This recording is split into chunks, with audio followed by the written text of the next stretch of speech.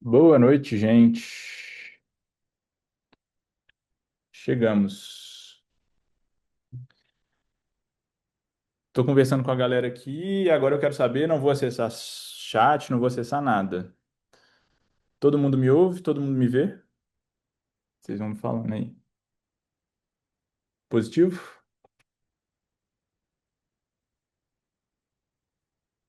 Sim.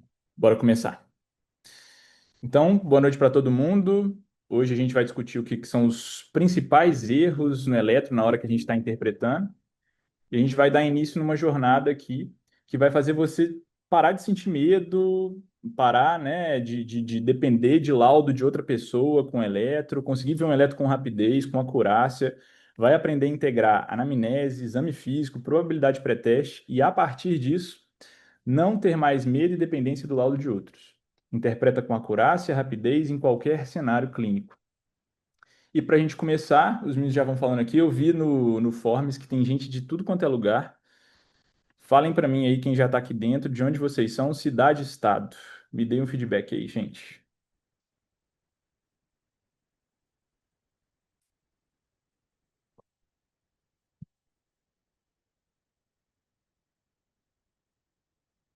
Piauí, Onde mais? Porto Velho, também, São José dos Campos, Vitória, Espírito Santo, Caraca, tem gente de tudo quanto é lugar. Paulão, São Paulo. Tá só crescendo. Legal demais. Vamos começar então. Para conectar com todo mundo, gente do Brasil inteiro, eu queria trazer primeiro o primeiro dado para quem ficar até o final. No final dessa aula, a gente vai junto laudar três elétrons, com base em todos os métodos que a gente está usando, tudo que a gente vai aprender aqui durante a aula, e esses laudos vão trazer para a gente várias coisas novas aí de aprendizado. Então, bora lá. Bom, para a gente começar, isso tudo que eu vou falar aqui é ótimo para a gente que quer aprender, né, eletro no sentido. Eu escrevi alguma coisa aqui no slide. Vocês estão vendo escrito? Então, né? Vou ter que aprender a apagar esse negócio aqui.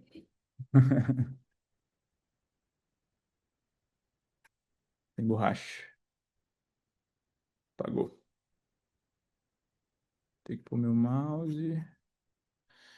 Isso aqui é para todo mundo que quer aprender eletro, quer ter confiança, né? É para acadêmico que já estudou eletro e que esqueceu depois de 3 meses de ter estudado. É para recém-formado que está evitando plantão por insegurança. É para quem lê traçado, mas não toma cuidado, não toma conduta, né? E com confiança no sentido de conseguir interpretar aquilo ali e tomar decisão com base nas informações que você está coletando. É para quem quer acertar diagnóstico, juntando esses dois dados que são clínica e eletrocardiograma.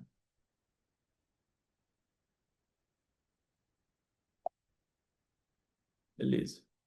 E, para me apresentar, meu nome é Gabriel Seixas, eu formei em medicina em Juiz de Fora, vim para Belo Horizonte fazer residência, fiz clínica médica na Santa Casa, depois, inclusive, esse hospital que está aqui atrás, depois fiz cardio no Felício Roxo, hoje eu trabalho em Belo Horizonte como cardiologista em diversos hospitais e na equipe de eletro da UFMG, e eu quero mostrar para vocês que essa angústia que eu estou tentando sanar hoje é uma angústia que já foi minha.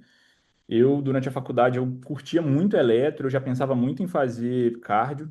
E naquela época, mesmo estudando, eu não fiz um cursinho de eletro durante a faculdade, apesar de ter feito depois. Eu aprendia, conseguia usar, mas eram sempre conhecimentos em lapsos, conhecimentos separados, conhecimentos que não compunham uma capacidade de pegar um traçado junto de um paciente e tomar uma decisão. Então, estudando durante a faculdade, tinha momentos que eu tinha confiança, tinha momentos que eu conseguia tirar alguma conclusão daquilo ali com base no que a gente discutia sempre em sala. Faculdade, hoje em dia, a gente sabe também que não traz esses conhecimentos da forma como a gente acredita que tenha que ser. E com isso, depois de alguns meses, quando você dava prioridade para outros conhecimentos, a gente já chegava é, sem confiança, sem conseguir laudar. E é sempre assim: você estuda, 2, 3, 4 meses depois, você pega um eletro, você não consegue dar um diagnóstico. E eu tive essa mesma sensação depois de formado, quando eu já ia, né, fazer plantão. E, e eu tenho um caso do início da minha residência que me marcou muito na época. Foi um caso de um paciente dialítico, daqueles pacientes que traz só sintoma atípico. Ele veio com uma dor atípica, ele veio com uma dor tão atípica que ninguém nem pensou em infarto. O eletro foi colocado na minha mão como protocolo do serviço. Infarto não passou pela minha cabeça. Muito porque os dados que o eletro me trazia poderiam me trazer informações, considerando o risco do paciente, que me fariam pensar em isquemia, mas eu não vi. Passou, não entrou na minha cabeça aquilo. Óbvio que no início da residência a gente está sempre assessorado, a gente está sempre com muita gente boa para discutir com a gente. E dali eu falei, caraca, e alguém me falou, caraca, eu não vi isso. E por que que eu não vi aquilo ali? Porque faltou método, faltou estrutura para olhar um eletro, para tirar conclusão daquilo que eu consegui contextualizar, daquilo que eu consegui colocar no traçado entre aspas aí, né, laudar ou interpretar e passou no sentido de que eu não enxerguei. Depois daquilo a gente tira muito aprendizado. Desde então eu estudo eletro muito de rotina na minha residência de cardio, né? Você começa a ver aquilo ali todo dia, todo dia, todo dia. Depois de formado, eu comecei a aprender muito eletro no serviço, no dia a dia, e a partir daquela rotina de ver eletro todo dia, você começa a criar um pouco de confiança no que você está vendo e aos poucos essas coisas vão deixando de passar. Mas uma coisa que eu reparei muito é que o eletro sozinho ele não bastava. Eu precisava de ter um contexto, a partir daquele contexto, que era todo o cenário do paciente, né, as informações que eu conseguia coletar de uma anamnese, de um exame físico. Eu pegava o traçado, a partir do traçado eu metodologicamente seguia uma sequência para criar um laudo, uma leitura estruturada e no final eu tirava uma conclusão que me levava a uma decisão clínica. E a partir dessa decisão clínica, a tendência é que os erros costumem diminuir, né? A gente tende a errar muito, muito, muito menos mesmo. E isso me marcou no início da minha residência, me marca até hoje, porque a gente nota como que usar o método e utilizar métodos certos para conseguir laudar faz com que você evite erros e você acaba montando um laudo, uma interpretação de eletro que não deixa passar informação. E com o tempo de cardiologia, de residência, eu reparei, assim, isso tudo, do seu ponto de vista metodológico, foi algo que eu vim construindo durante a minha residência, vendo arritmologistas, vendo grandes chefes que entendem, inclusive, muito melhor do que eu sobre o tema, como que eles faziam no dia a dia deles, e a partir daquilo você começa a reparar, olha, eles estão sempre usando um padrão para conseguir não deixar passar as coisas, e com isso a gente vai construindo uma forma da gente evitar erros. E eu passei a estudar seguindo aquilo ali, interpretar eletro seguindo aquilo ali, e passou a fazer muito sentido no meu dia a dia. E dali nasceu esse método, um método que me ajudou a desenvolver um aprendizado, que é o eletroorientado pela clínica, com anamnese, exame físico, probabilidade pré-teste sendo construída como uma entrevista com o paciente, a partir daquilo, uma leitura de um traçado, e você começa a fazer aquilo com confiança, e eu venho aplicando aquilo ali no meu dia a dia, com resultados que eu fico muito feliz sempre que eu aplico, porque eu noto que de certa maneira, a gente evita aquela coisa do examinador dependente, da diferença de interpretação entre examinadores. E isso é muito interessante, porque para o paciente isso é muito bom, para a gente que lida com aquilo todo dia, isso evita erros, e você acaba desenvolvendo uma certa confiança com isso.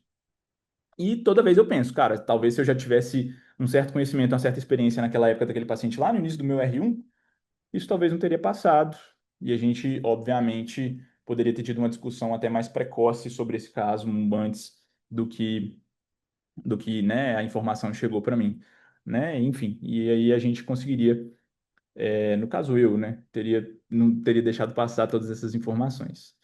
Essa dor que eu tive lá atrás me fez prestar muita atenção dos meus chefes, na forma como eu fiz, os arritmologistas, desenvolver essa forma de eu praticar aquilo todo dia e repetir aquilo todo dia para não ter que depender dos outros e não depender de sorte nem de laudo de outra pessoa.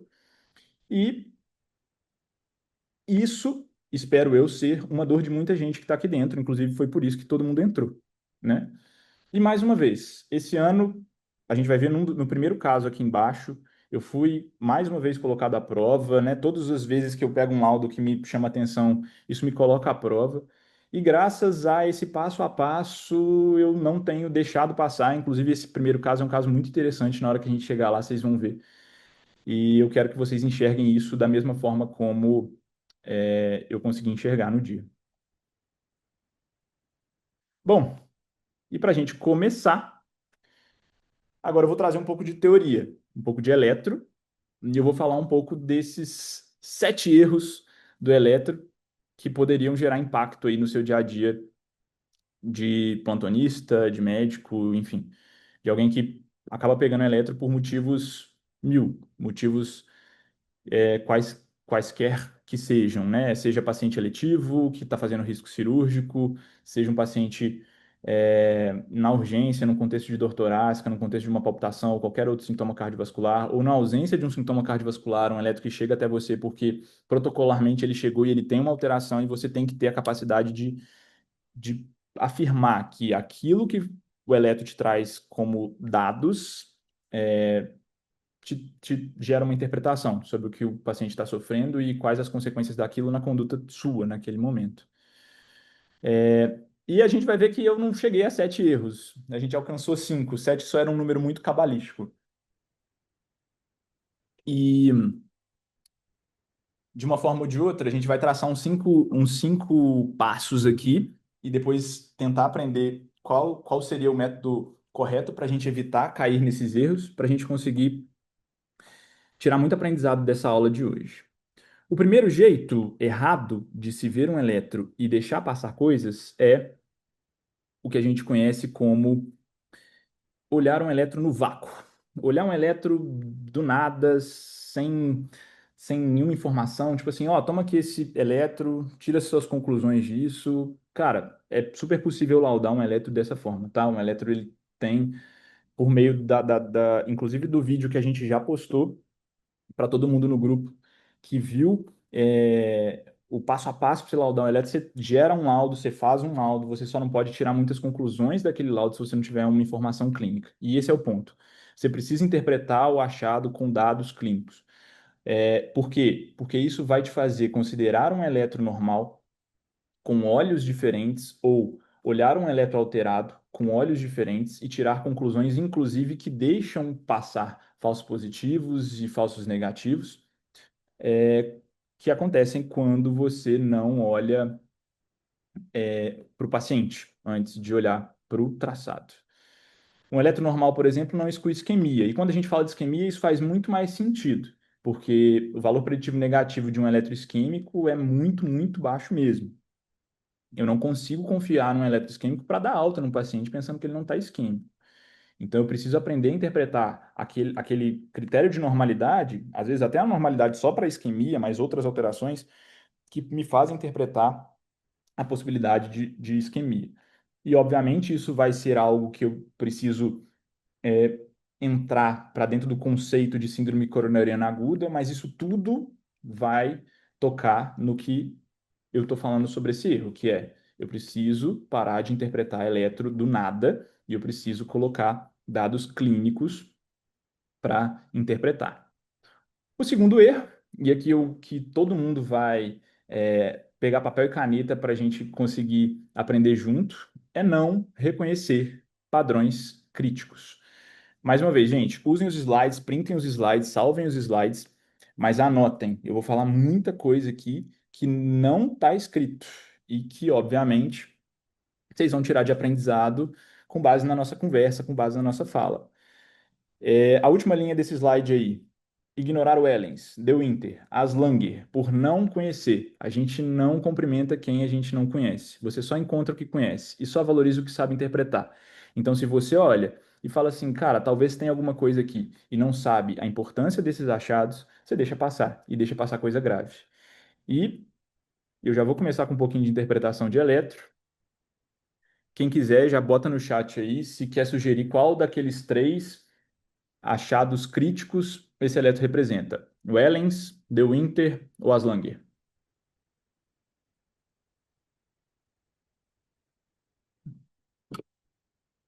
Minha equipe de bastidores vai me dar um feedback aqui. Quantos? Ninguém? Wellens? Wellens? Williams? Williams? É Wellens, mas o corretor corrigiu para Williams, provavelmente, né? Todo mundo Wellens ou só uma pessoa falou? Duas falaram Wellens. Parabéns para quem falou Wellens. Parece que é a única resposta que a gente tem. E essa é a resposta correta. Você acaba de ganhar o direito de ficar até o fim da aula. E aqui a gente entra no que é essa alteração, o critério de Wellens, onda T invertida profunda maior que 5 milímetros, principalmente nas derivações V2 e V3. E, obviamente, a gente tem uma variação desse padrão, que é uma variação um pouco menos comum, 25% de todos os casos, que seria esse Wellens com padrão de onda T bifásica, tipo 2, tipo B, enfim. O Wellens tipo 1 é esse padrão típico de onda T profunda, principalmente V2 e V3, maior que 5 milímetros de profundidade. E o Wellens tipo 2, com essa onda T bifásica nas mesmas derivações, demarcam lesão grave na ausência de supra e proximal na descendente anterior. Essa alteração não significa oclusão coronariana. Habitualmente é uma alteração de suboclusão, por isso é um achado de muito alto risco. Eu tenho que levar o paciente para a hemodinâmica com a mesma pressa que se leva um paciente com supra, mas entendendo que esse é um achado que não inclui oclusão coronariana aguda imediata. Ou seja, a trombólise habitualmente não é algo que deve ser feito.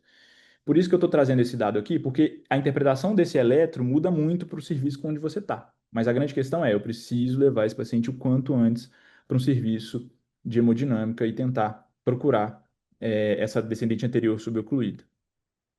É uma coronária prestes a fechar. E ela pode acontecer, inclusive, na ocorrência de um paciente que veio com dor, às vezes estava até suprado antes de você fazer esse eletro, ele teve um alívio da dor, você fez o eletro e encontrou isso aí. Isso aí pode ser um eletro de base antes da oclusão.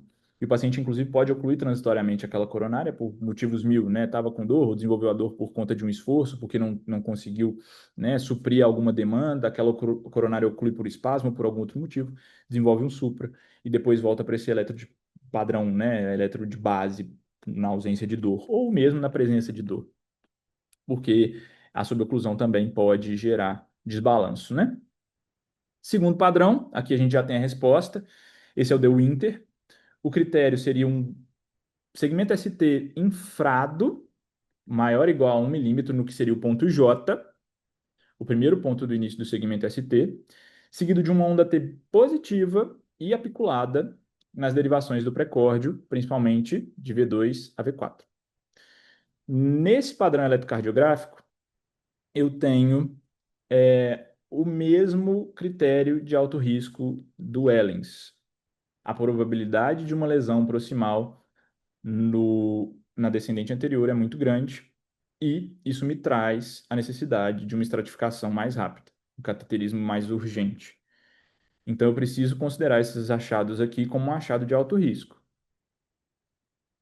E o terceiro critério, o terceiro padrão crítico, o padrão de Aslanger, um padrão pouco discutido, um padrão que denota alterações de circunflexa ou coronária direita, onde eu tenho um supraиsolado de D3 com um infra, que às vezes é descrito como infra difuso, mas um infra principalmente de V4 a V6. E um segmento ST discrepante entre V1 e V2, onde o ST de V1 ele é menos infrado ou um pouquinho mais suprado que o de V2.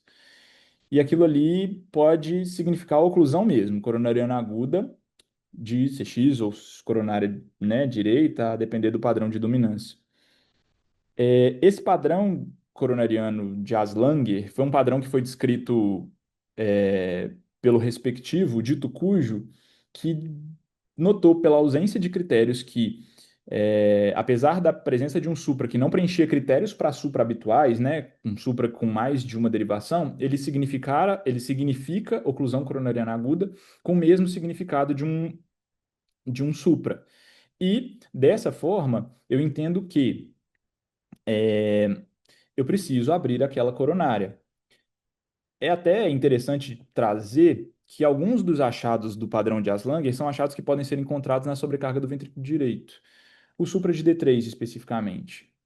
a gente só não pode confundir. A gente precisa descrever muito bem o elétron com todos os detalhes para entender se ele preenche esses critérios. E de uma maneira ou de outra, suspeitar do que é certo. Nesses contextos, né, investigar derivações direitas, V3R, V4R, pela suspeita de se preencher critérios de supra mesmo, ou levar para a hemodinâmica só pelo padrão de Aslanger reconhecido. Se você está nessa aula, você não vai deixar passar mais, e a partir disso a gente consegue tirar conclusões. E outra coisa que eu queria trazer aqui para os padrões de alto risco é o eletronormal, que é o que eu já tinha falado lá no outro slide. Eu volto para o slide anterior, aquele primeiro slide dos 7 erros, onde eu olho para um eletronormal e eu tiro conclusões é, tanto para a isquemia quanto para a normalidade. O paciente chegou em você, ele te traz características, ele te traz uma anamnese, você faz um exame físico, você entende a probabilidade pré-teste com base nos critérios do paciente, com base na história patológica pregressa, e a partir daquilo ali você cria uma probabilidade pré-teste daquele paciente ter alguma doença isquêmica coronária. O eletronormal sempre vai ser impossível de se descartar isquemia só com ele. Tá, eletro tá normal, manda para casa. Nunca façam isso. Quando a gente tem, hoje em dia, as diretrizes trazem para gente, né, a possibilidade de eu estratificar esse doente só com a troponina. Então, a troponina ela pode ser usada como um critério de estratificação isoladamente, quando essa troponina é uma troponina ultrassensível e ela é usada dentro do hospital, né? As troponinas ultrassensíveis das gerações mais recentes, ela pode ser usada isoladamente como critério de estratificação, mas o ideal é que a gente sempre associe, principalmente para quem não tem troponina ultrassensível, quem vai ter troponina. Às vezes no Brasil a gente tem muitos serviços que nem troponina não tem, ou uma troponina convencional, uma troponina qualitativa. Essas troponinas, elas não têm a capacidade de estratificar o doente da mesma forma como as outras troponinas de ultrassensibilidade. E nesses casos a gente precisa associar dados clínicos, score de Hart, score Grace, e a gente vai usar desses dados para tentar tirar conclusões. Eu posso ter um eletro que não tem nenhuma alteração, um eletro laudado como 100% normal e o paciente está isquemiando, eu preciso estratificar o risco desse doente. O paciente tem às vezes troponina positiva ou troponina intermediária, indicação de internação, de investigação dentro dessa internação hospitalar. Ou o paciente não tem a troponina positiva, ou eu não tenho a troponina positiva desse paciente porque eu não tenho troponina disponível, mas é um paciente de alto risco, pontuou muito alto no Hart, né? Às vezes um Hart maior ou igual a 2, eu preciso estratificar, olha só o valor, maior ou igual a 2. Eu preciso estratificar ele dentro do hospital. E aí a gente acaba seguindo, né, protocolos quanto mais padronizados, melhor, mas a gente acaba seguindo protocolos do serviço para conseguir, né, atender a demanda populacional.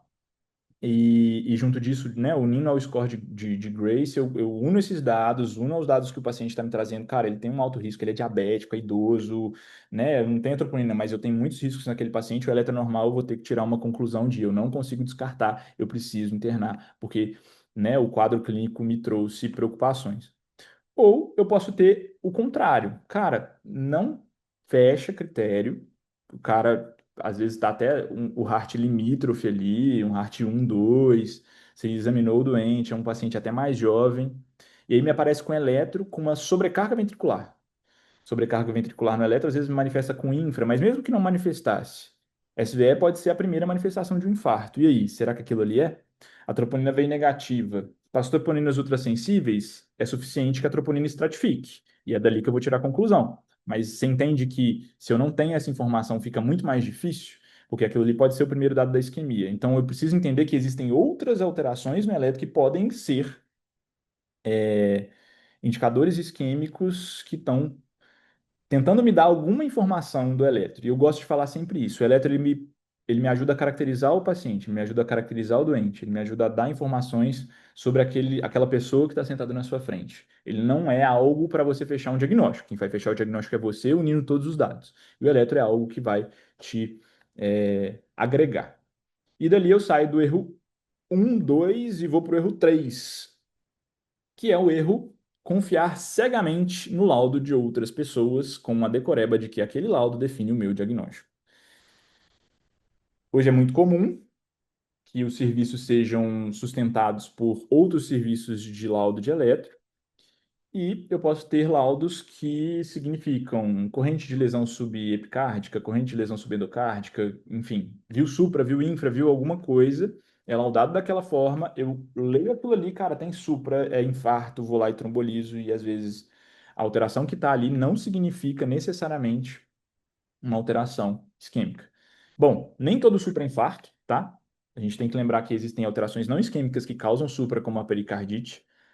Nem toda sobrecarga significa sobrecarga, pode ser que seja isquemia escondida em meio a uma sobrecarga, mascarada, inclusive pode estar mascarando um supra, né, de alguma outra derivação que não foi investigada, como parede posterior, ventrículo direito.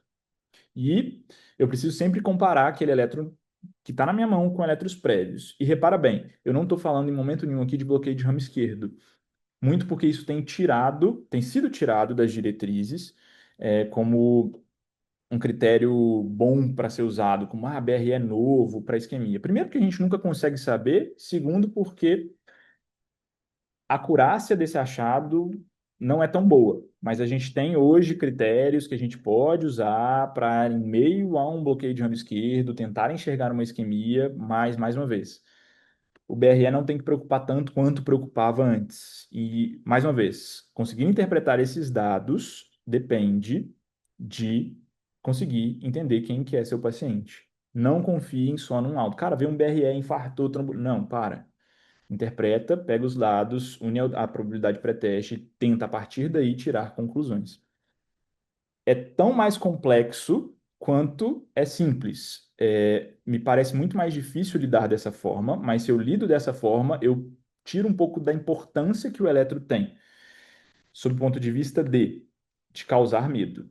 Então a gente vai conseguir parar de ter medo, porque a gente vai conseguir juntos chegar num ponto onde a gente entende o que eu estou achando no eletro e eu não tenho mais essa dor de, caraca, eu olhei um achado ali e eu não estou entendendo o que que é. A gente vai passar a entender. Não confie cegamente no laudo de outras pessoas ou no laudo de modo geral, porque o laudo é sempre uma descrição dos achados. As conclusões que você vai tirar disso são diferentes. Aprende a laudar sozinho, é isso que a gente vai fazer. Erro 4: pular a varredura completa do eletro. E essa aqui pega muita gente. Tem gente que bate o olho e já quer tirar a conclusão. Eu vi isso, eu vi aquilo.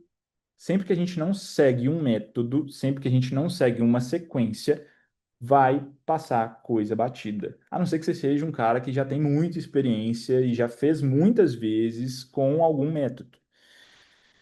Tirando esses casos, não tem jeito. Vai ter falha.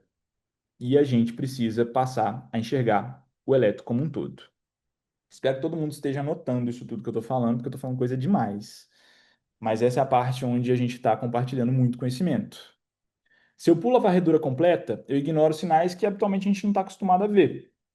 Sinais de sobrecarga de ventrículo direito, bloqueios de modo geral, padrões especiais, como a gente discutiu no erro 2, Wellens, De Winter, Aslanger. É fatal eu perder um infarto de um ventrículo direito, por exemplo. Eu preciso interpretar o que é um infarto de VD, porque ele tem um manejo diferente. O paciente vai responder de forma diferente. Eu preciso agregar tratamento a esse paciente, fazendo dessa forma um tratamento específico para o infarto de VD. E eu preciso suspeitar para pedir V3R, V4R, senão eu estou pulando etapas e não estou diagnosticando. E o nosso erro 5, para a gente fechar os erros do eletro e começar a aprender a interpretar da forma correta com critérios. O erro 5 nada mais é que misturar achado de eletro com conduta clínica. O eletro isolado, mais uma vez, não me fala muita coisa. E com isso, eu não traço uma probabilidade pré-teste e eu vou intervir demais ou vou, às vezes, até deixar de intervir e dar alta em paciente que não merece ou que não devia. E com isso eu não consigo tirar conclusões corretas. Sempre una um contexto clínico e sempre interprete os dados de acordo com esses contextos clínicos. O laudo é apenas um laudo. Eu fico muito feliz de ter mostrado para todo mundo como se laudar um eletro. Isso é algo que a gente gosta de ter confiança em fazer. Mas ele é só o laudo. A partir daqui, eu quero que todo mundo pegue o eletro, leia um laudo feito por si próprio e consiga interpretar esse eletro com acurácia clínica. E, nesse momento, eu acho que a gente fecha os erros.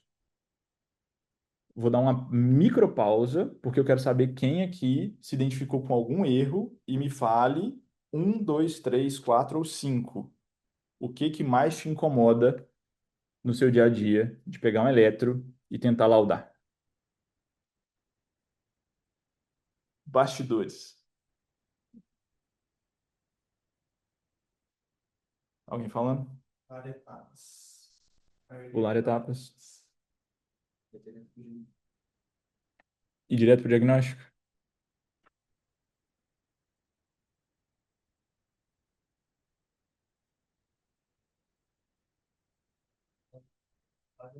Pulando etapas. Ninguém segue a sequência. A gente vai chegar lá. Gente, só para deixar bem claro, tá? Isso aqui é falta de método. Inclusive, pular etapa, que é a dor da maioria, é pura falta de método. Não é burrice, não é incapacidade, não é, eu não consigo, não. É falta de método. E a gente precisa desenvolver isso juntos, a gente precisa aprender isso juntos. A gente precisa entender como fazer isso para conseguir fazer do jeito certo. E é sobre isso que eu vou falar agora. Por que que isso acontece? Mais uma vez, eu não calculei uma probabilidade pré-teste, eu não vi um valor preditivo adequado. Se eu calculo uma probabilidade pré-teste, por exemplo, um paciente de muito baixo risco, a chance daquele eletro que talvez tivesse alguma coisa isquêmica, ser isquêmico, já diminui muito. Então eu preciso de mais dados para tentar corroborar com uma hipótese que é uma hipótese que muda muito a conduta. Ou até outros achados mesmo, né? Apesar de que isquemia talvez seja a principal dificuldade do eletro nosso no dia a dia. Uma carga cognitiva muito alta, a gente sabe que eletro traz muita informação, você já está ali no caos do plantão, muita pressão, muita correria. Você ter memória para ver essas coisas e tirar conclusão, às vezes é difícil. Por isso a importância de ter uma sequência. Não adianta eu ler caoticamente, pegar um eletro e, cara, onda P, ST, não, segue uma sequência, a chance de errar diminui muito. E não ter uma clínica, porque aí eu caio nos falsos positivos e falsos negativos simplesmente por considerar um laudo como uma taxação diagnóstica. E eletro, que não é visto dessa forma, vira só laudo e não algo para mudar a sua decisão clínica. Então, mais uma vez, não é falta de inteligência, é falta de método, é falta de um processo para resolver isso da forma correta. E para isso eu tenho três grandes pilares para eu conseguir sustentar a minha capacidade de interpretar um eletro, entender um eletro e traçar uma conduta. Como que eu faço isso? Pilar número um, entender o contexto do paciente. Fazer uma anamnese correta, um exame físico correto e definir a probabilidade pré-teste daquele paciente com três principais perguntas. A primeira é uma pergunta que vai se expandir em milhões, né? O que que o paciente sente e quando que começou, né? As duas primeiras. Eu, para entender com base nessas perguntas, eu vou ter que fazer toda a anamnese do sintoma, se for dor, né? Onde começa, onde está, como é, qual o padrão, quanto tempo que tem, irradia para qual lugar, qual que é o fator de alívio, qual que é o fator agravante, enfim. Aquelas sete etapas da semiologia inicial sobre a dor do paciente. Segundo, traçar um histórico pregresso do paciente. Quem que é esse paciente? Qual que é o risco que ele tem com base na história pregressa dele? Idade, doenças prévias, né? Quais os fatores de risco cardiovasculares que ele tem? Ele é diabético, e eu falo do diabetes porque ele é um fator muito importante. Hipertenso, há quanto tempo? Está controlado? Enfim, esse paciente tem doença isquêmica prévia de outro órgão já documentada? Todas essas coisas trazem para mim uma probabilidade pré-teste desse paciente ter algo. Então, com isso, eu consigo tirar conclusões e seguir para a leitura de um eletro, que é o meu pilar número 2. O pilar número 2 nada mais é do que a aula que eu deixei no YouTube, no grupo, para todo mundo que quisesse aprender a laudar um eletro. É uma sequência fixa para pegar o traçado, tá em cima da sua mesa, você olha passo a passo, e a partir desse passo a passo você consegue fazer um laudo. E isso inclui, nessa sequência, ritmo, frequência cardíaca eixo, as ondas P, QRS, T e onda U, e os intervalos PR, ST e QT, com QT corrigido. A partir dessa sequência, para quem está ouvindo aí, copiou, está dentro do slide. Eu sigo para avaliação dos padrões especiais, aí vou ver se não tem nada ali que tem algo de diferente, né? Aquelas, eu vi uma onda T invertida que eu tinha laudado aqui, será que preenche o Ellens? Eu vi um infra aqui, será que preenche The Winter? Cara, tem um super isolado, será que é as Langer? Ah, não, não é nada, não preenche critério de nada. Esquece. Não tem padrão especial aqui, ou tem um padrão, eu vou descrever. E depois que eu descrevi isso tudo, eu tiro a minha conclusão. E a conclusão clínica é minha, às vezes nem vai aparecer no laudo. Conclusão clínica é individual, com base no paciente que eu estou vendo. Então ela depende do paciente. Muitas das vezes ela não vai sair no laudo. E com isso tudo, eu quero aqui já deixar para todo mundo o PDF do resumo de como laudar o seu eletro. E vai ter o vídeo também, o link, que a gente está enviando no chat para todo mundo acessar e aí já aprender. Depois que acabar essa live aqui, você vai emendar à noite até amanhã estudando eletro, aprendendo como que faz para fazer um laudo para você chegar amanhã no seu plantão 7 horas da manhã, você poder laudar. Vai todo mundo acessar aqui e conseguir alcançar esse eletro, alcançar essa capacidade de traçar um laudo de eletro.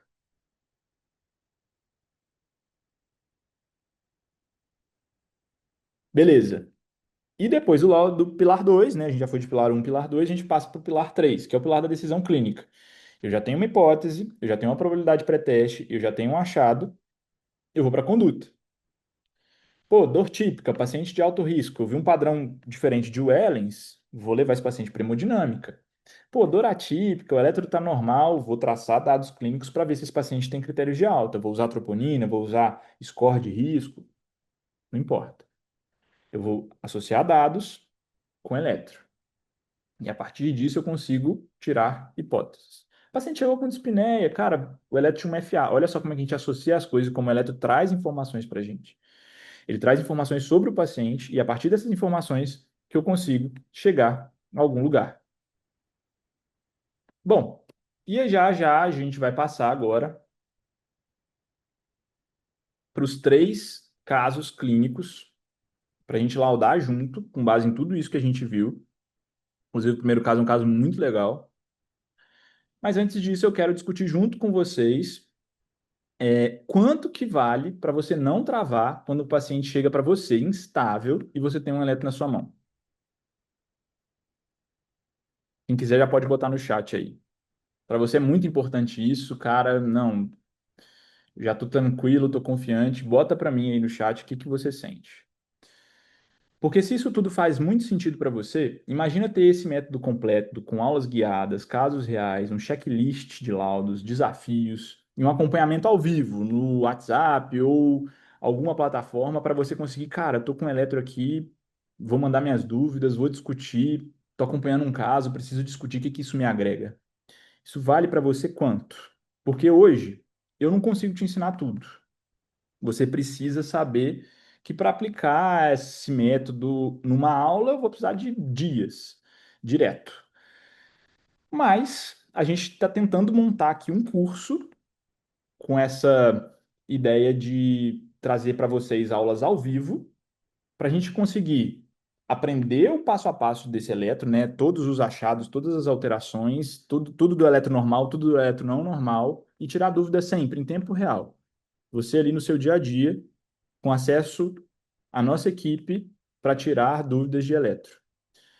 O nome disso, eletro orientado pela clínica. O que que você vai dominar? Você vai aprender como é um eletro normal, e ali você vai reconhecer nessa primeira parte tudo do eletro normal, como que você olha para ele, interpreta ele, tem certeza de que ele está normal, quais são os achados, o que que eu defino como uma onda P normal, o que que eu defino como um QRS normal, o que que eu defino como um QT, como um ST, como onda T. A gente só vai reconhecer o errado depois que a gente tiver o normal dominado. E aí você passa dessa primeira parte para uma segunda parte, onde a gente vai identificar as alterações dos segmentos. Então, eu vou aprender passo a passo mesmo, a parte desestruturada, que é o que a gente às vezes escuta um pouco na faculdade, no nosso dia a dia, de forma salada de palavras, pontualmente, num contexto em específico. E essa é a primeira parte de aprendizado de alteração mesmo, né? Ali onde você vai aprender a laudar, onde você vai ser capaz de entender as alterações, todos os erros que estão em cada segmento, e vai começar a aprender, o que que eles significam para cada paciente. E, obviamente, parar de passar aperto, né? Parar de sofrer com eletro na mão, parar de ter problemas com aqueles pacientes ali. Para depois passar para a terceira parte, onde a gente aprende a relacionar a clínica do paciente com os achados específicos, né? Para conseguir aplicar o método com eficácia. E, obviamente, diagnosticar, tomar conduta, né? Pegar um paciente, conseguir tomar conclusão com base nos achados normais ou alterados do eletro. E depois seguir para a quarta parte, que é a parte prática, onde a gente vai trabalhar casos guiados mesmo. A gente vai colocar caso no grupo, discutir caso, tentar aprender com base na rotina. O que a gente faz normalmente dentro da residência. Eu estou ali, eu tenho um paciente, eu faço um eletro, acompanho eletro, seriado, e eu mando eletro, a gente discute caso, manda eletro, a gente discute caso, manda eletro, a gente discute caso, onde a gente vai aprender a lidar com situações específicas, como distúrbio eletrolítico, alteração por droga, enfim, isquemia de suas diversas formas, aprender a olhar um eletro e conseguir descobrir, cara, suspeitar de qual artéria estaria alterada com base naquele eletro, obviamente, de oclusão coronariana aguda, qual é o passo a passo para chegar nesse ponto. É nesse momento aqui, na quarta parte, onde você já vai começar a sentir que, cara, tá dando tudo certo, eu tô aprendendo eletro, eu consigo criar confiança, e, enfim, né, gerar hipóteses diagnósticas com base no que eu estou lendo. E, obviamente, né, isso mudar isso, seu dia a dia de plantão, né, seu dia a dia de, de trabalho mesmo, né? E você agora tem três alternativas. Primeiro, cara, tô de boa, não preciso, acho que eu vou levar mais do padrão, como todas as pessoas seguem. O que eu aprendi hoje aqui tá bom, né? Eu não tenho necessidade de continuar, vou aprender sozinho, vou levar mais tranquilo, sem a ajuda de ninguém. Isso vai ser muito mais trabalhoso, obviamente, vai dar mais dor de cabeça, mas dá certo, tá? A grande questão é que leva muito, muito, muito tempo. Ou, cara, agora eu quero um método que eu consiga fixar, onde eu possa confiar nas pessoas que estão ali junto comigo para aprender junto com todo mundo e traçar, obviamente, um caminho de aprendizado com base na repetição. E, a partir disso, a gente vai deixar aqui um link para quem quiser acessar. Tá todo mundo? Como é que é? Pode passar? Já tá no chat? Já tá no chat, então, gente. Para quem quer acessar agora, o link tá no chat para todo mundo acessar. Hã? Passar aqui? Entendi. Já tá aqui embaixo no chat para quem quiser ter acesso ao curso vitalício. Vou dar um tempinho para vocês poderem acessar o link. Quem já quiser começar, quem já quiser cadastrar, quem já quiser comprar, a gente vai dar esse 10.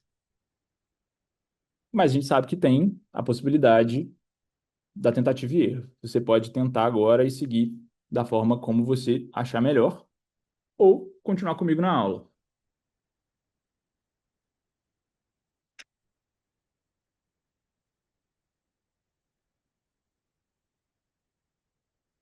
Para todo mundo que está aqui, para quem já está acessando o slide aí do celular ou do computador, para a gente conseguir apresentar isso para todo mundo, eu só quero deixar bem claro para você que esse seria um método que você vai ter uma participação na comunidade exclusiva, entrando no nosso grupo, onde a gente vai conseguir discutir casos de forma constante e tirar dúvidas.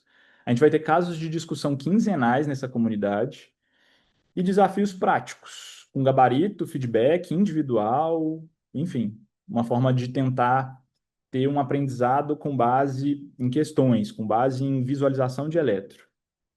Quem entrar hoje tem 50% de desconto no próximo curso e 15% e 15 dias de garantia. Quem tiver aí, já pode ir entrando.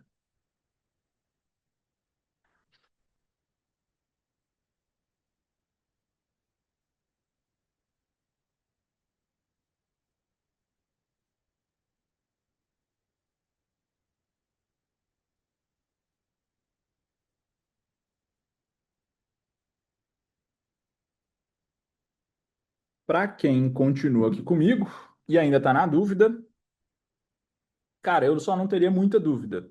Primeiro porque o que a gente tem aqui é um curso que a gente fez pesquisa de mercado para isso, é o mais barato para tudo que a gente está oferecendo.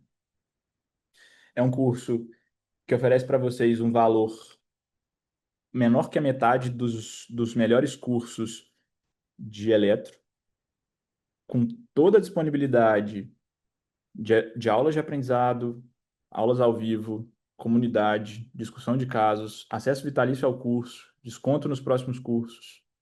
E a partir daqui, eu vou mostrar para vocês um investimento de R$ 497 para a gente conseguir dar sequência e seguir com o nosso curso.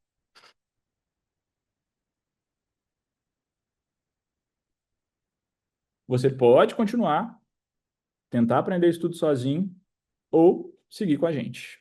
E agora, a gente vai seguir com os casos clínicos.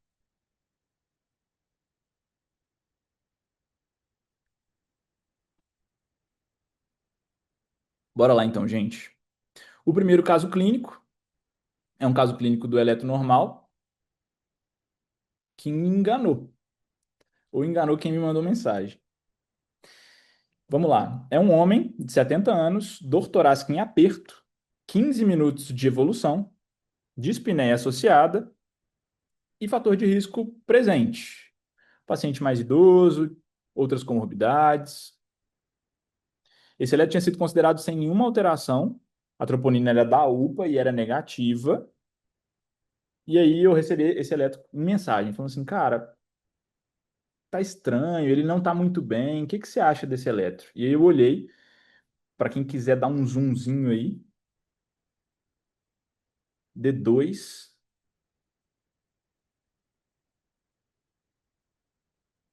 D1 forçando um pouquinho a barra aqui também. Tá ruim para ver de forma perfeita para calcular. E V5 e V6. O ST estava um pouco desnivelado, no que a gente chama de intervalo TP. Todo mundo deve estar vendo meu mouse daí. E aquele suprinho ali foi crucial. Cara, volta para o hospital, interna, investiga, não deixa passar. Foi para o hospital, dormiu no hospital de manhã, um novo eletro. Esse aqui. E na hora que você compara ele com o antigo, olha a onda T, lá de V4, V5 e V6. Olha aqui, V4, V5 e V6. Esse é um eletro sem dor. Onda T negativa de V4, inespecífico em V5 e V6. Será que isso é alteração dinâmica? Será que esse inespecífico significa alguma coisa? Não fez onda Q, enfim, não ocluiu nada. Esse paciente ganhou 3 stents. Ele foi estratificado na mesma internação, era um paciente que tinha várias lesões. Ah, era um suprassutil e tudo mais? Sim, mas era um supra que tinha um significado isquêmico de um paciente que acabou indo para angioplastia.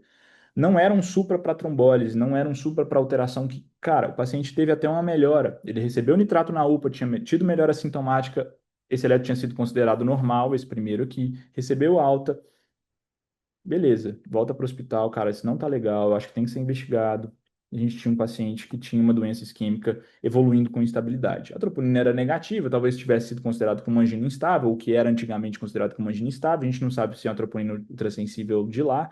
Talvez se fosse, a gente teria uma mudança de conduta, talvez a gente teria uma estratificação diferenciada.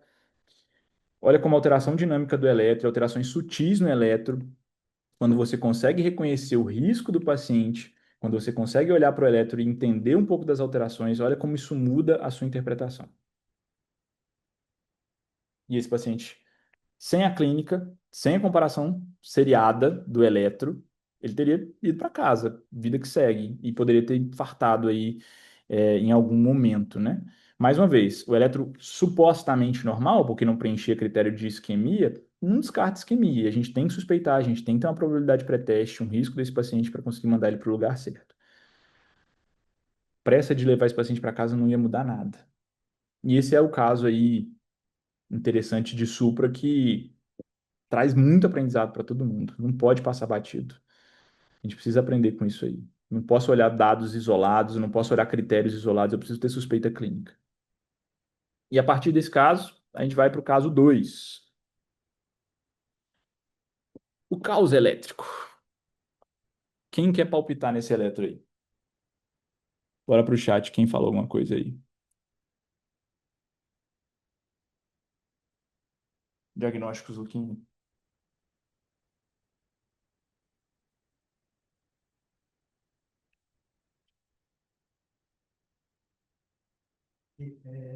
Palavra aqui, FA, e faço, né? Boa. Uma vez, uma pessoa só? Tem mais gente falando? Som. Por enquanto só uma. Bora lá, gente. Quem quer palpitar?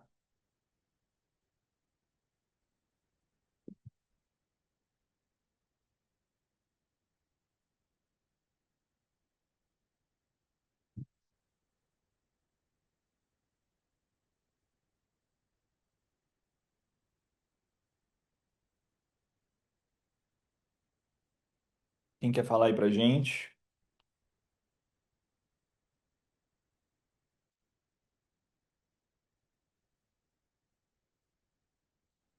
Ritmo tá irregular, tem supra também. Beleza. Da forma que a cunha 20 parede inferior. Inferior. Inferior. Boa. O diagnóstico tá certo. Quem veio até aqui, a gente enxerga aqui um ritmo irregular. Seguindo passo a passo, eu não vejo onda P nas derivações respectivas para definir ritmo sinusal. Num QRS estreito, provavelmente um ritmo de FA, uma frequência de 198, um supra de D2, D3, AVF, bem marcado. Aí você fala, cara, mas FA não é ritmo de isquemia.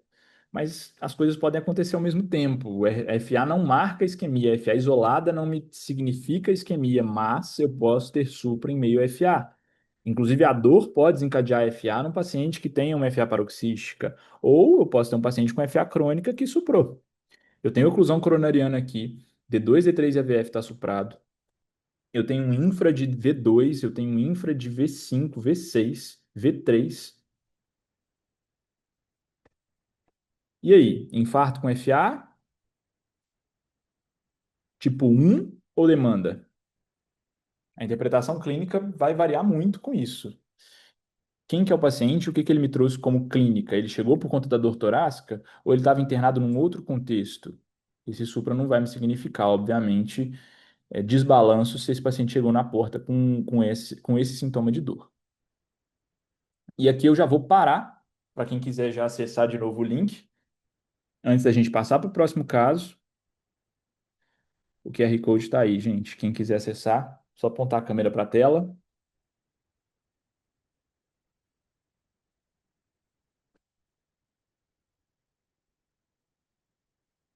e a gente vai para o próximo caso. Terceiro paciente. Alguém quer palpitar?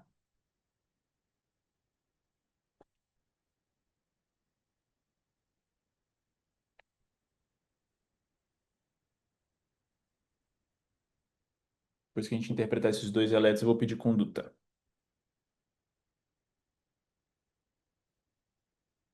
Olha aqui que a onda P está vinculada. Será?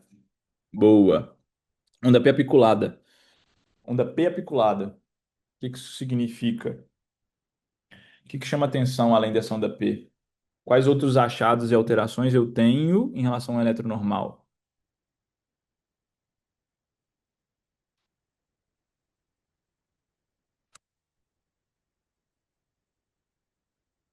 Alguém querendo interpretar? Marcou aqui sem querer, né? As ondas T estão invertidas. Tá, beleza. Esse elétron tem uma marca muito importante. Vamos lá, passo a passo. Ritmo, sinusal, onda P positiva em D1, D2, AVF. É onda P que segue o eixo sinusal da atividade atrial, logo é um ritmo sinusal. Tá seguindo uma frequência aí de mais ou menos seus... Quanto? 120, 130. Eu tenho uma onda P que tem 3 milímetros mais ou menos de amplitude em D2, o que marca uma sobrecarga atrial direita. O eixo está alterado, o eixo ventricular. Então, eu tenho um eixo ventricular desviado. A gente vai ver ele calculado ali para frente. Está desviado para a direita. E aí, quando a gente vai olhar as ondas, mais uma vez, seguindo a ordem, né? Ritmo, frequência, eixo ventricular no plano frontal, ondas P, onda P ampla, com sobrecarga de átrio direito, depois QRS, a gente já viu o eixo do QRS, seguindo o QRS, nas derivações periféricas não tem mais nada, mas nas derivações precordiais eu encontro alterações. Eu tenho uma inversão do eixo no precórdio do QRS, uma onda R muito ampla em V1, com uma onda S muito ampla em V6, e isso é uma marca de sobrecarga de ventrículo direito. Tem sinais que poderiam ser de sobrecarga de átrio esquerdo também. Eu não sei se ele chega a montar um Morris aqui, porque a onda P não está dando mais que 100 milissegundos. Mas o átrio direito a gente já viu que tem.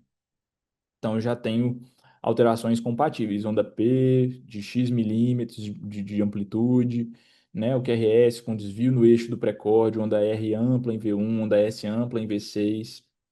Alterações talvez secundárias da repolarização, né, o que a gente chama de strand VD, um infra de ST contém invertida assimétrica em V1, V2. Com isso, eu tiro conclusões de que talvez o paciente tenha uma sobrecarga de ventrículo direito, com uma sobrecarga de átrio direito. O que que isso significa? Ele chegou com o quê? Aí vamos lá, eu tenho que olhar para o paciente. Esse paciente chegou para mim com um quadro, e aí eu vou te dar um caso clínico. Um homem, 42 anos, dispneia súbita, estava vindo de viagem de avião, uma dor ventilatória dependente torácica.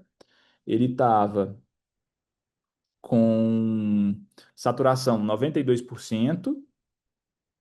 E aí? Comorbidades prévias, nada de importante, 42 anos, viagem de avião. A galera já estava optando, né? A clínica falou muito, né? E aí? Bloqueio de ramo? Mas não tem bloqueio de ramo, não. Desvio do eixo.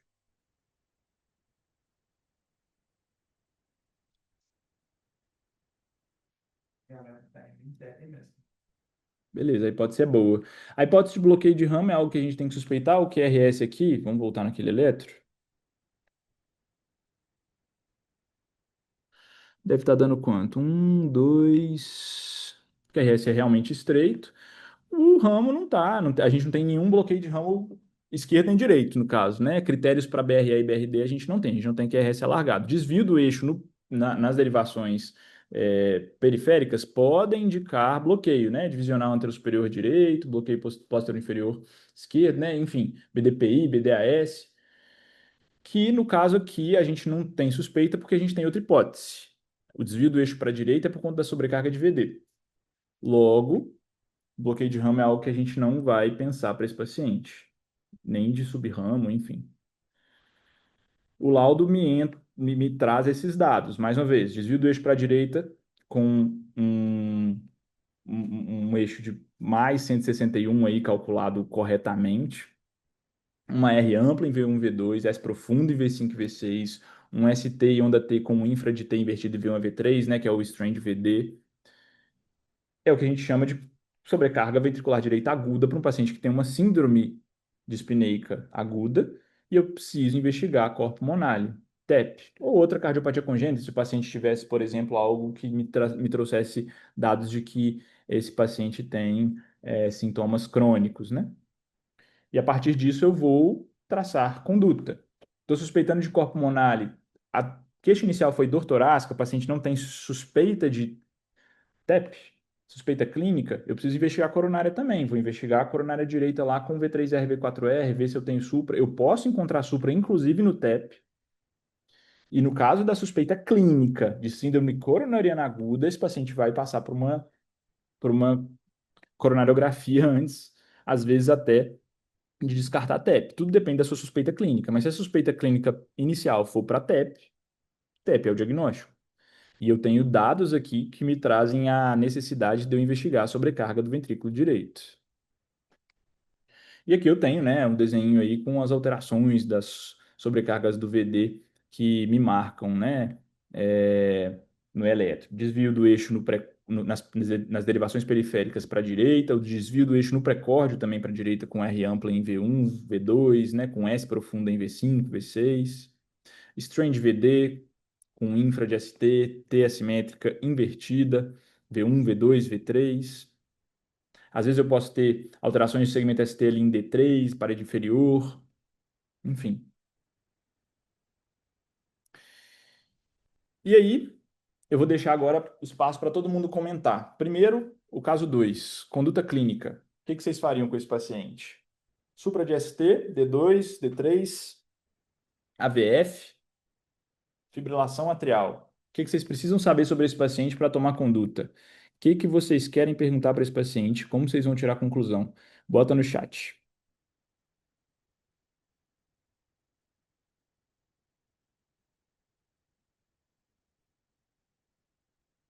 A gente vai optando?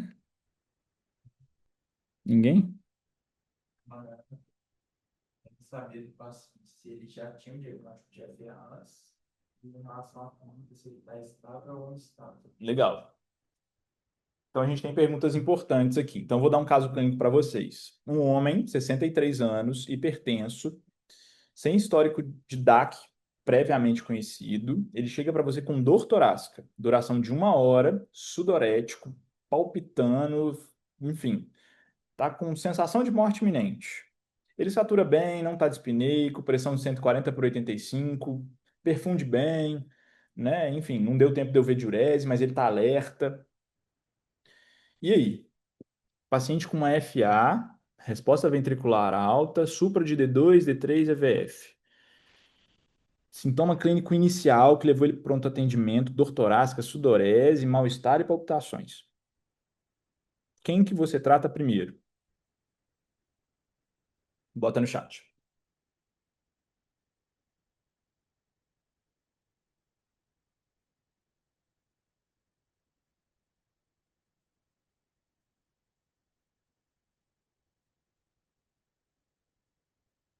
Gente falando? Falaram que, primeiro, mentira da dificuldade, falaram que depende do que foi o motivo da instabilidade. Se foi FA, esse caso da FA foi o motivo da instabilidade, é a cardioversão. Bacana. Mas se for o infarto, aí não cardioveste. E o FA é secundário, é um infarto. Legal. Então aqui a gente tem um caso muito interessante que é sempre passível de discussão. O paciente tem FA agudamente, e nesse contexto da FA, a gente viu um supra. A gente não sabe se essa FA é aguda ou não, a gente não sabe se ela é crônica ou não. O paciente não conhecia, tá? Eu vou trazer esse dado aqui porque é muito comum de aparecer. A dor torácica era o sintoma primário, e a dor torácica por si só era o único critério de instabilidade. Na teoria, eu não tenho uma FA causando instabilidade. Se eu tenho hemodinâmica ali disponível para mim, hemodinâmica. Eu tenho que entender que isso é um infarto com supra, eu tenho que entender que isso aqui é indicação de trombólise, se for o caso, e tratar esse paciente como tal. Se eu entendo que é instabilidade, e aí, mais uma vez, clínica, olhar para o paciente, entender os sintomas, entender de onde que eles vêm, por que que eles estão ali, para eu conseguir, né, tratar esse paciente. Estou vendo supra, o paciente está com FA, frequência rápida. Eu entendi que a alteração isquímica do eletro é uma alteração secundária. Nesse caso, é muito importante que eu trace, é, eu trace uma conduta de cardioversão elétrica, porque eu entendo que a instabilidade é causada 100% por conta da FA. Caso contrário, hemodinâmica, trombólise, e eu tenho que entender que a isquemia é um infarto causando a FA, ou melhor, né? A FA foi secundária no processo, ela é coadjuvante aqui. Então, ela não está causando necessariamente esse infarto, eu preciso entender que a isquemia é a primeira coisa que eu preciso resolver. É sempre motivo de discussão, tá, gente? Então, assim, o meu critério de instabilidade é dor. E parabéns para quem entendeu que isso é um critério de instabilidade. Mas ele é causado pelo quê? Cara, o paciente chegou com dor, a FA foi um achado. Tudo bem que a frequência está muito alta. Talvez eu deva tratar, controlar a frequência, até para controlar os fatores causadores de piora da isquemia, dar beta-bloque, às vezes considerar aí a amiodarona pelo critério de instabilidade, ou a cardioversão elétrica, se for o caso de eu ter interpretado o contrário. Ah, não, mas eu preciso levar esse paciente, eu tenho hemodinâmica disponível, levo o paciente para hemodinâmica e vamos tentar resolver esse infarto. Investigar a isquemia ativa, resolver a dor do paciente é que vai resolver essa instabilidade. E aí, depois disso tudo, é que eu vou definir a anticoagulação, né, avaliar aí a necessidade dos outros tratamentos. E para o segundo caso? Bora voltar lá, o terceiro caso, no caso, né? Conduta para esse caso aí. Se eu já dei o caso para vocês, o que que vocês fariam? Suspeita clínica, todo mundo já acertou. Todo mundo que palpitou acertou. Anticoagulação. Boa. Mas antes de eu definir um diagnóstico, como que vocês vão diagnosticar o TEP desse paciente? Vocês diagnosticam só pelo eletro? Diagnóstico anestesivo. Boa. Beleza. Segui o fluxograma de diagnóstico de TEP e a partir dali eu consigo olhar para o paciente e entender os critérios de instabilidade. Eu tenho que anticoagular e definir se esse paciente tem critérios para trombólise de TEP, né, gente? Até porque ele tem sobrecarga de ventrículo direito. Então, assim, preciso entender os outros critérios de instabilidade, a gente não tem clinicamente a princípio, traçar os critérios desse paciente, estratificar ele e definir qual que é a conduta. Mais uma vez, eu preciso aprender a olhar o ventrículo direito, que às vezes fica esquecido nessa história, senão ele passa despercebido e eu não consigo definir. Pedir exame, gasometria, BNP, né? O dímero aqui não entraria, eu acho que a suspeita é muito alta, levar direto para a TC, na instabilidade definir trombólise e aprender a ver o ventrículo direito no eletro.